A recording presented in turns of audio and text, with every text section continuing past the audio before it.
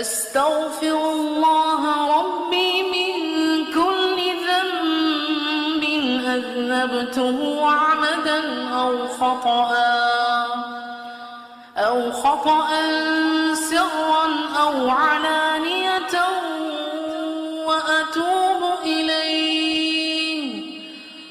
وأتوب إليه من الذنب الذي أعلم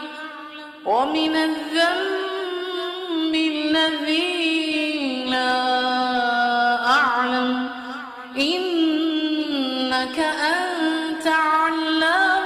الغيوب وستار العيوب